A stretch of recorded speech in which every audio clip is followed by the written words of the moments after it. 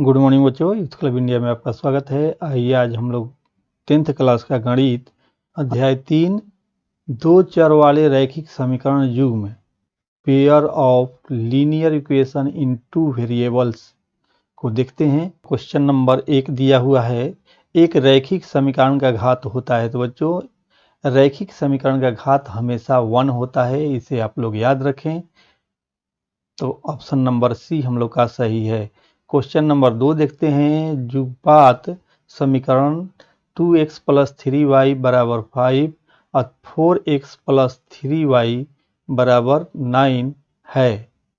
निकाय है। अगर a1 और a2 इसका मान, इसे हम लोग a1 कहते हैं और इसे x के साथ जो है a2 कहते हैं।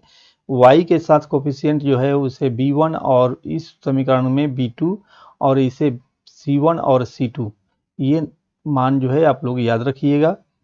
यहाँ पर हम लिख भी देते हैं समीकरण का प्रारूप कैसा होता है। रैखिक समीकरण का प्रारूप जो है a1x प्लस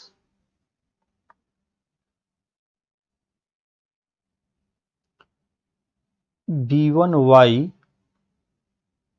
बराबर या प्लस c1 बराबर 0, और उसी तरह से दूसरा समीकरण होता है a2x plus b2y plus c2 बराबर 0। यानी बच्चों, यही रैखिक समीकरण का प्रारूप है। और x के कोफिशिएंट को a1 a2 कहते हैं, y के कोफिशिएंट को b1 b2 कहते हैं, और जिसके साथ x y नहीं रहता है उसे हम लोग c1 c2 कहते हैं। अब इसमें हम लोग को देखना है कि कौन किसके बराबर है। तो देखिए, 2/4 अगर रखते हैं, यानी a1/a2 रखते हैं हम लोग, तो हम लोग को क्या मिलता है। तो 2/4 ये कट करके हो गया 2। अगर यहीं पर हम लोग मान निकालें b1/b2 बराबर, तो हो जाएगा 3/6। ये भी कट करके हो गया, 2 बार में कटेगा 1/2। अब देखेंगे c1/c2 निकाल करके, तो c1/c2 अगर हम लोग निकालने जाते हैं तो 5/9 आ रहा है। यानी a1 बराबर a1/a2 बराबर b1/b2 है, लेकिन c1/c2 बराबर नहीं है। और ऐसे निकाय को हम लोग समानांतर कहते हैं, यानी असंगत हो जाएगा। तो इसे हम लोग याद रखेंगे, ऑप्शन नंबर ए सही है। जिसका मान बच्चों निकलता है वे समीकरण संगत कहलाते हैं, और जिसका मान नहीं निकलता है, यानी समानांतर समीकरण का कोई भी हल नहीं होता है, तो ऐसे समीकरण को हम लोग असंगत समीकरण के नाम से जानते हैं। तो इसे आप लोग याद रखेंगे। के किस मान के लिए समीकरण x + 2y = 7 तथा 2x + ky = 14 होगा। 14 समपाती है। समपाती तब होता है जब a1/a2 बराबर b1/b2 बराबर c1/c2 हो। तो देखिए बच्चों, यहाँ पर हम लोग केवल देख लेते हैं, हम लोग को अधिक नहीं देखना है। यहाँ x है तो यहाँ 2y है, और यहाँ पर 2x होगा तो यहाँ पर बढ़ करके कितना हो जाएगा, 4y हो जाएगा। k का वैल्यू 4 आ जाएगा, यानी ऑप्शन नंबर सी सही है। क्वेश्चन नंबर 4 देखते हैं, बहुपद 4x² - 4x + 1 के मूलों का गुणनफल। तो बच्चों देखिए, ये द्विघात समीकरण का क्वेश्चन दे दिया है, लेकिन फिर भी हम लोग हल करते हैं। तो मूलों का गुणनफल यानी अल्फा गुणे बीटा बराबर होता है c/a, और c का मान जो है 1 है, अब y में 4 है, इसलिए ऑप्शन नंबर सी हम लोग का सही है। दो रैखिक समीकरणों के आलेख प्रतिच्छेदी रेखाएं हैं, तब रैखिक समीकरण युग्म का एक हल है, यानी केवल एक हल होता है अगर प्रतिच्छेदी रेखा होता है तब। क्वेश्चन नंबर 6 देखते हैं, दो रैखिक समीकरणों के आलेख समानांतर रेखाएं हैं, तब रैखिक समीकरण युग्म का, तो अगर समानांतर रेखा होता है यानी a1/a2, फिर से लिख दे रहे हैं a1/a2 बराबर b1/b2 बराबर नहीं है c1/c2 के, तो ये रेखाएं समानांतर होती है। यही समानांतर रेखा होने का शर्त है। अगर ऐसा आता है तो इसका कोई हल नहीं होता है, यानी ऑप्शन नंबर ए सही है। ऐसी रेखाएं जो है विरोधी होती है, याद रखिएगा, ऐसी रेखाएं विरोधी होती है। अब क्वेश्चन नंबर, विरोधी भी होती है और असंगत भी होती है। बच्चों इसे याद रखना है कि समानांतर रेखाएं जो है विरोधी भी होती है और असंगत भी होती है। अब क्वेश्चन नंबर 7 देखते हैं।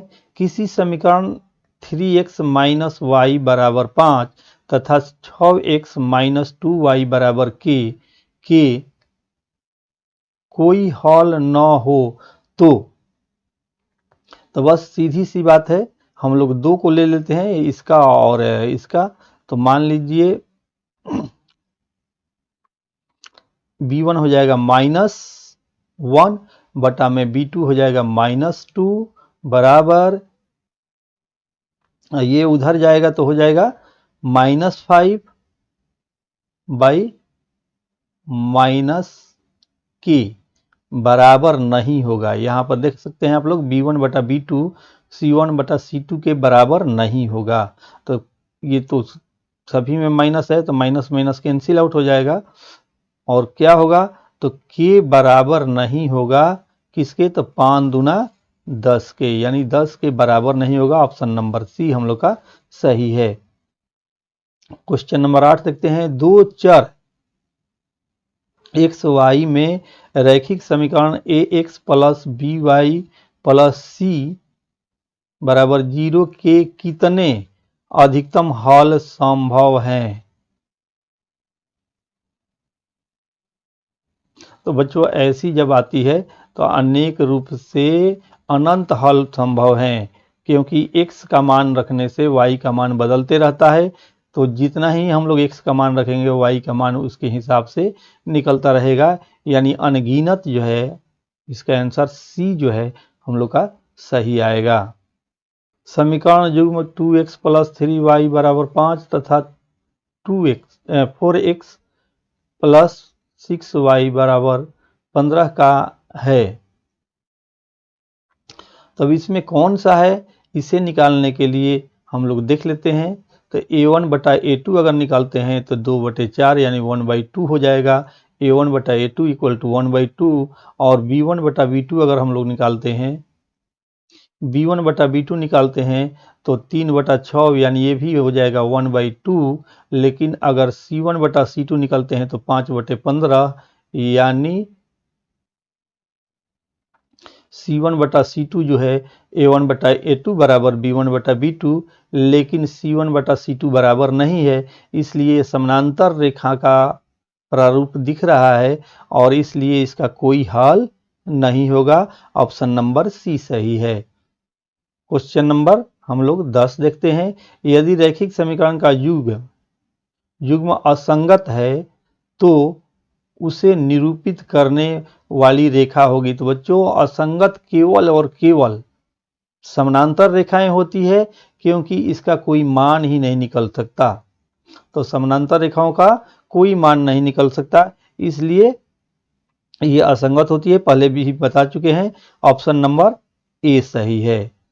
2x + 3y बराबर 11, 2x - 4y बराबर -24 के हल हैं। तो बच्चों बहुत ही आसानी से इसे अगर मान रखा जाए तो निकाला जा सकता है। तो -2 और y का मान जो है 5, यहाँ पर रख करके देख लेते हैं। तो 5 × 15 में से 4 घट जाएगा तो 11 आएगा, और यहाँ पर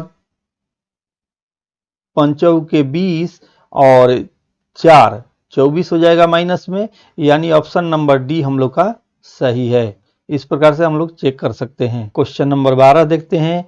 के किस मान के लिए समीकरण निकाय 4x प्लस के वाई बराबर 6 और 2x माइनस 4y बराबर 3 के अनगिनत हल होंगे। तो अनगिनत हल के लिए हम लोग का a1 बटा a2 बराबर b1 बटा b2 बराबर c1 बटा c2 आना चाहिए। 2 है तो यहाँ -4 है, तो यहाँ पर 4 होगा, तो यहाँ पर कितना आना चाहिए? देखिए यहाँ 2 है तो -4 है, तो यहाँ 4 होगा तो -8 हो जाएगा बच्चों। तो ये आसानी से निकाला जा सकता है, यानी ऑप्शन नंबर बी सही है। क्वेश्चन नंबर 13 देखते हैं।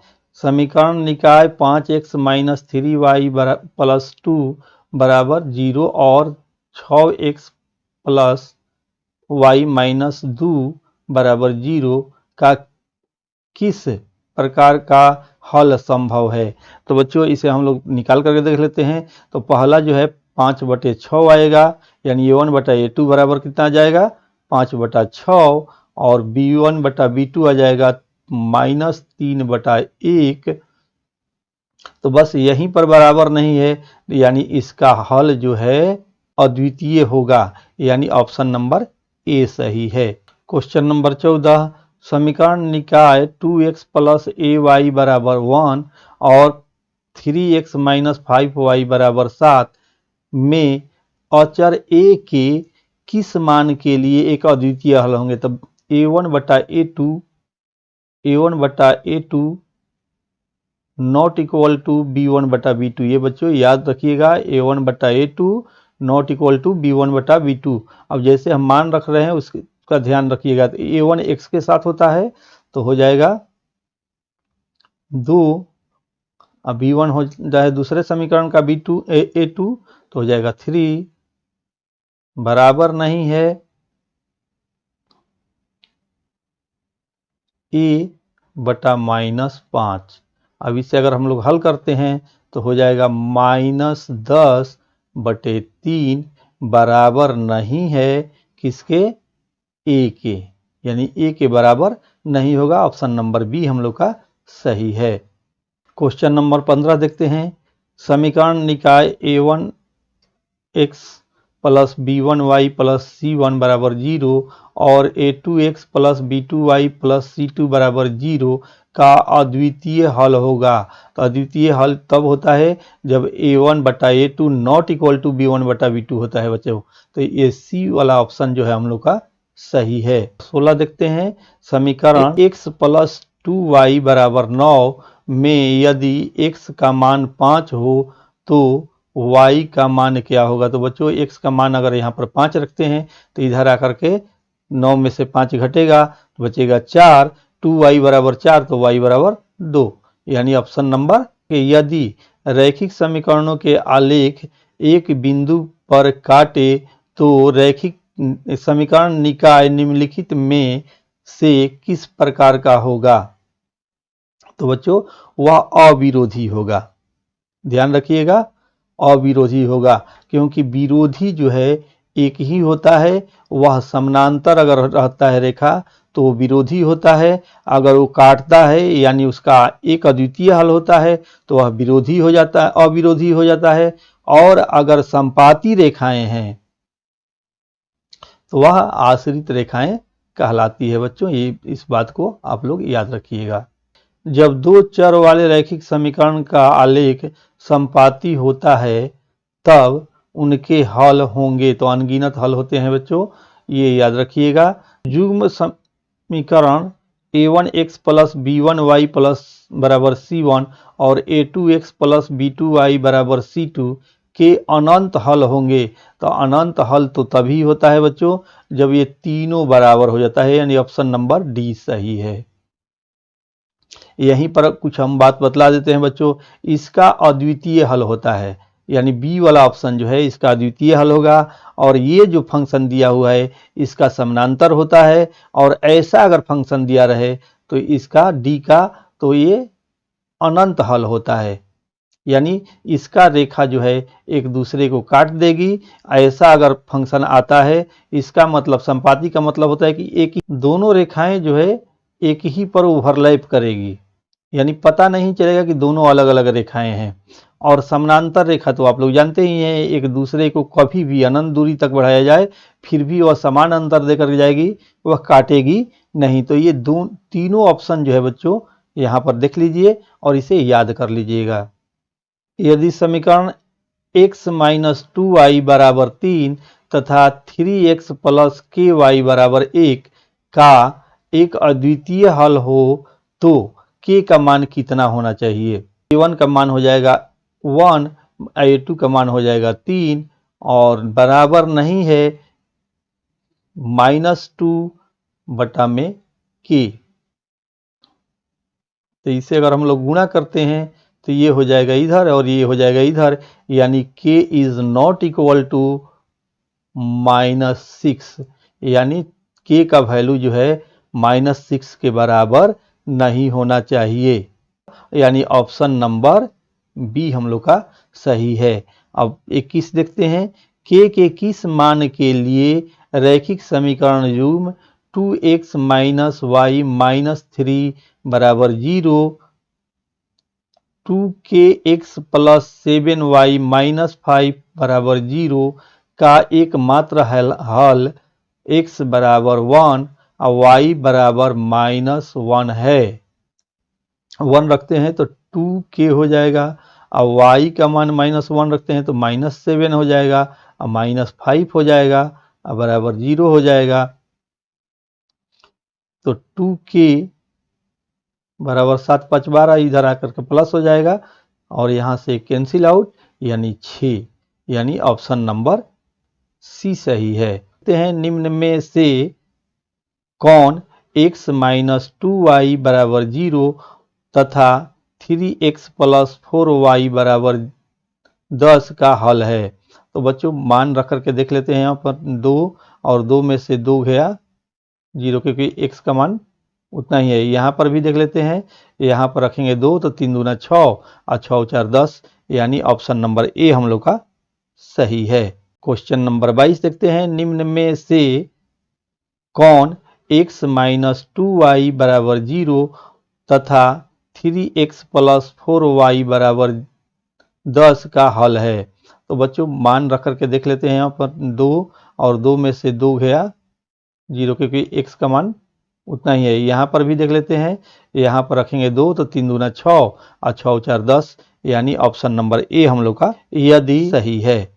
2k माइनस 1 के समीकरण 10x माइनस 9y बराबर 12 का हल हो तो k का मान होगा। तो k का मान निकालने के लिए क्या करेंगे हम लोग, तो 10 से इसमें गुणा करेंगे तो 10 दूना 20 के माइनस 10 और यहाँ पर हो जाएगा -9 के बराबर 12, यानी y और x के जगह पर ये पहला मान जो है वह x का मान है और ये दूसरा मान जो है यह y का मान है। दोनों जगह रख देंगे और रख करके हल करेंगे तो ये हो जाएगा कितना, 20 के में 9 के घट जाएगा तो हो जाएगा 11 के बराबर, और ये जाकर के उधर जुट जाएगा तो हो जाएगा 22,